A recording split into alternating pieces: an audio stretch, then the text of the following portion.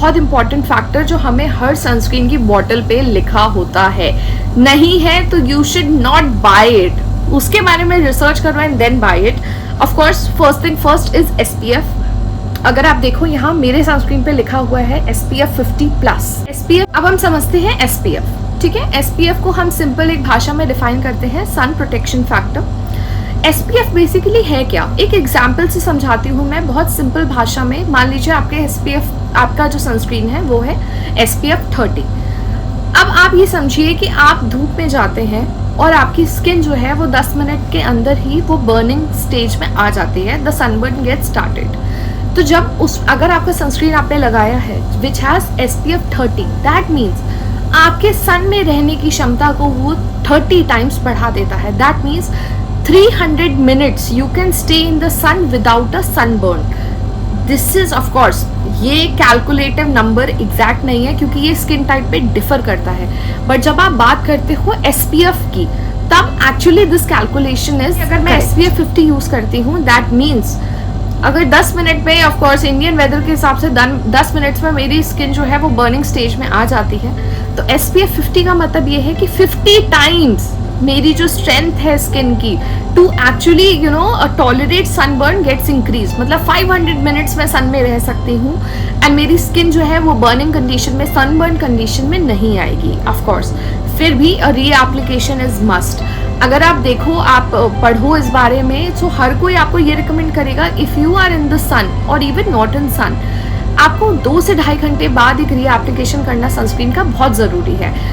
अब आप ये बोलोगे कि नहीं 500 मिनट बोला हुआ है, क्या क्यों नेसेसिटी है? आप ऐसे समझना, जब आप बाहर जाते हो आपकी स्किन पे स्वेट आता है, okay, and you just wipe it of, तो वो जो लेयर है, of course it's a outer layer पे आपने सनस्क्रीन लगाया है, तो of course it get wiped off, wash out हो जाएगा, स्वेट के साथ निकल जाएगा। Anyway you washed your face और सम एनीथिंग हैपेंड, सो वो वेयर आउट भी होता है। इसलिए सजेस्टेड यही होता है कि आप 2 से ढाई घंटे के बाद में री एप्लीकेशन करो। मैंने अपने केस में ये नोटिस करा है, of course when I am out in sun मैं हर 2 घंटे में री एप्लीकेशन करती हूँ। If I am inside house, inside AC, of course मैं AC में बैठी हूँ, मैं ऑफिस में बैठी हुई हूँ, मैं 3 या 3.5-4 घंटे बाद एप्लीकेशन करती हूँ क्योंकि इतनी जल्दी वेयर ऑफ नहीं होता है।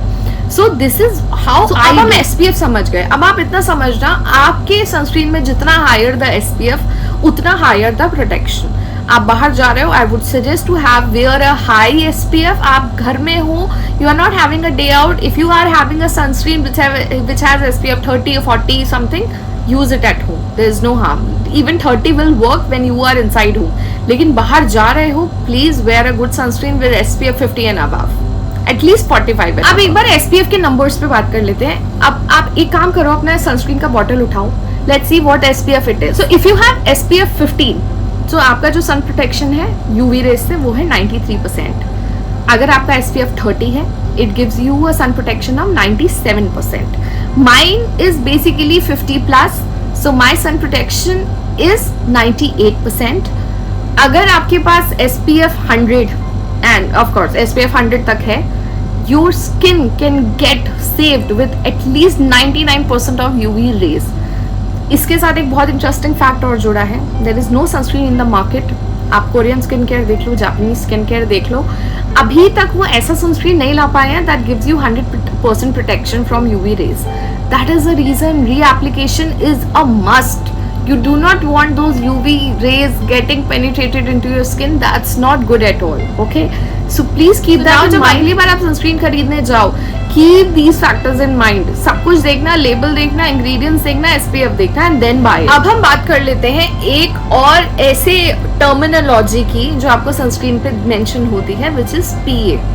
अच्छा, PA जो एक टर्म है, पहली बात तो PA का definition is basically protection grade of UVA। ठीक है, this particular term was originated in Japan as per my research.